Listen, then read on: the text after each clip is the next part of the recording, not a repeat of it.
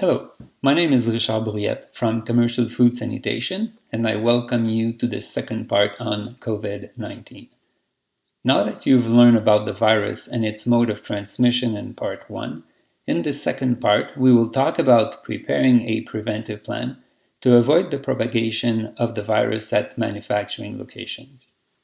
As we saw in part 1, the virus propagates from person to person mostly when we're in close proximity to each other, and to a lesser extent when we touch contaminated surfaces with our hands. Knowing how the virus spreads will help us identify the different components of the preventive plan, such as improving social and physical distancing, identifying and disinfecting high touch points, enhancing good manufacturing practices, commonly known as GMPs, and training of all employees. But before we talk about preventing the spread amongst employees, what about the food products we're making? Can they spread the virus? At this time, food safety agencies and global organizations, such as the World Health Organization, have declared that there is no evidence that food is a likely source or route of transmissions for the virus. They're also clarified that if an employee worked on a production line before showing symptoms or testing positive for COVID-19, the food made would not need to be recalled. We always say that employees having a fever or exhibiting symptoms of illness, such as coughing or vomiting, must not come to work. With COVID-19, it is critically important to stay at home if you exhibit symptoms to prevent spreading the virus to other co-workers. Now, let's talk about the preventive plan. By now, most food manufacturing facilities are familiar with HACCP plan or food safety plan.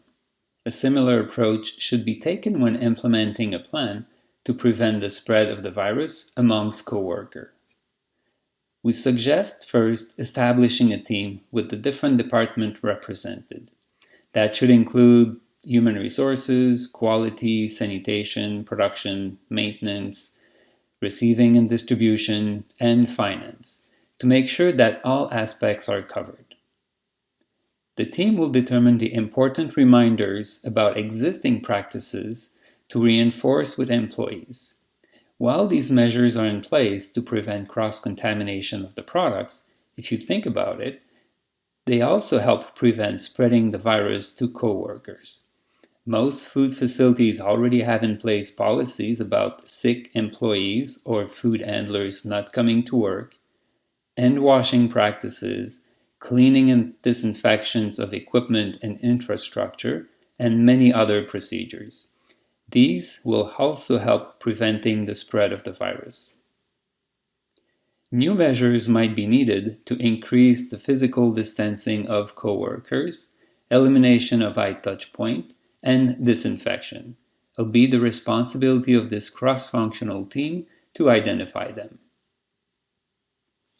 Once the new measures are decided, they will need to be communicated to all employees.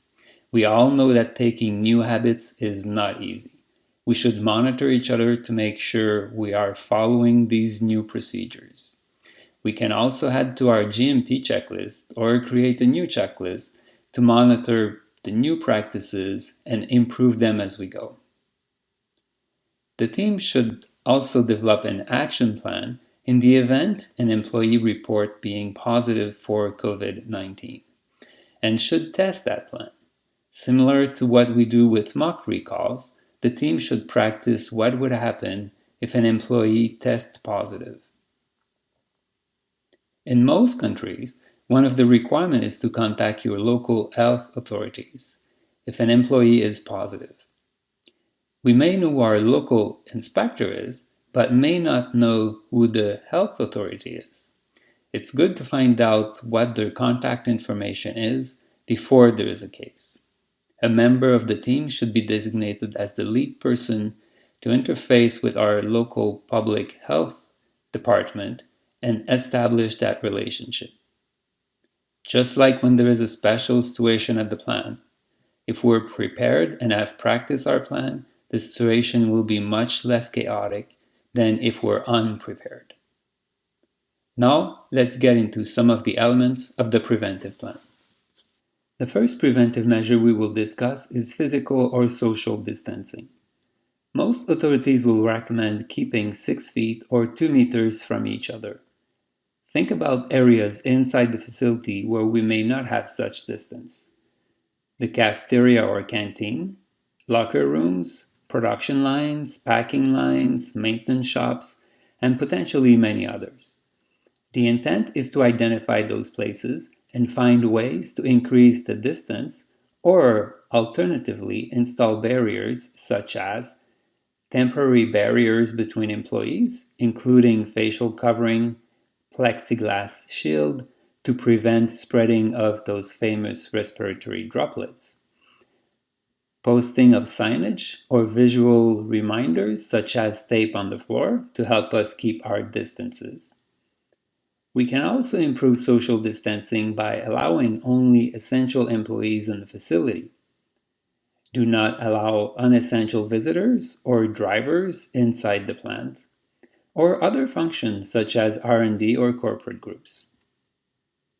Other methods can include staggering shift changes to minimize the number of employees arriving at the facility at the same time and entering locker room and vestibules or be in common area at the same time.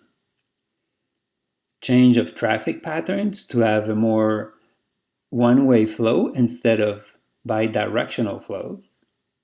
The intent is to identify methods so we can keep our distances with each other to prevent respiratory droplets or saliva from reaching each other and cross-contaminating us.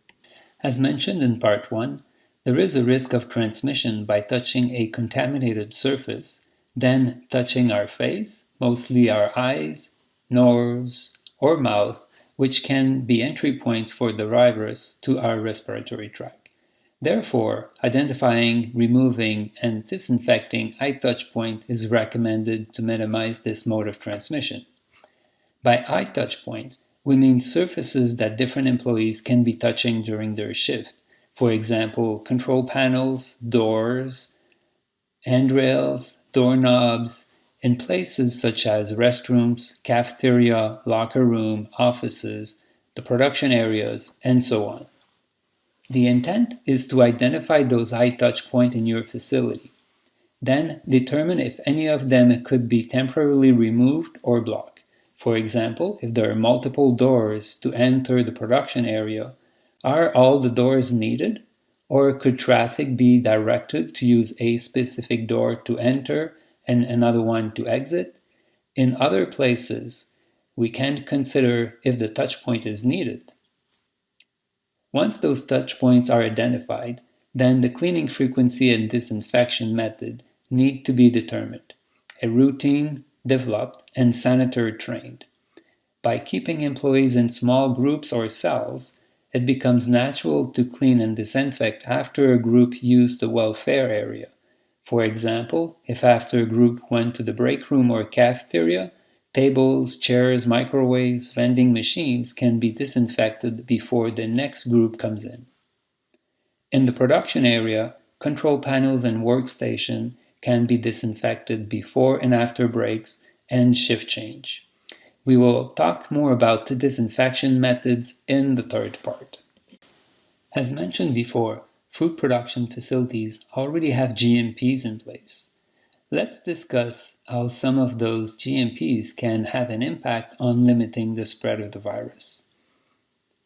We all know that hand washing is critical to prevent product contamination. With the coronavirus, hand washing became an even more important GMP because it helps prevent spreading the virus from one person to another. We all know that hand washing before returning to our workstation is important. Now, we also want to have the option to wash or sanitize our hands after touching surfaces that others may have touched. In most production areas, operators are washing their hands upon entering the room, and there are hand sanitizing stations where hand wash stations are not readily available. The practice should be expanded to the entire facility, So employees working in other areas such as the raw area, in maintenance shop, in receiving and shipping, should have access to hand sanitizing and recommendations on hand sanitizing frequencies. If gloves are used, they have to be changed frequently. And remember to wash or sanitize your hands before donning the new gloves or when gloves are removed. Now that preventive measures are ready to be implemented or have been implemented, it's important to develop a training plan to make sure all employees understand how the virus can spread in the workplace and measures that they can follow to prevent spreading the virus. The training plan should cover all employees, and most importantly, new employees that are hired to cover for sick ones and who may have never worked in a food production facility before, or the ones returning after a prolonged absence. The training topics should cover all the changes implemented at the facility and reinforce GMPs already in place. Walkthrough and coachings are also critical to verify that preventive measures are properly applied by all departments on all shifts. As always, the different training and coaching activities need to be documented. In summary, the preventive measures to put in place to prevent the spread of COVID-19 in the workplace should be decided by a multifunctional team, and they should include preventing sick food handlers from coming to work, and preventive measures such as social distancing, cleaning and disinfection of high touch points, and enhanced GMPs such as hand washing and sanitizing and facial covering. They should also be communicated to the employees. And practice, such as we would do when we practiced mock recalls. Remember, practice makes perfect. The situation with COVID-19 is evolving, and we are learning more about the virus on a regular basis. For the most up-to-date information, you can visit the World Health Organization website or your country, local health agency, or your trade organization. Thank you for listening, and please do not hesitate to reach out to CFS at our website, www.commercialfoodsanitation.com, if you have any questions.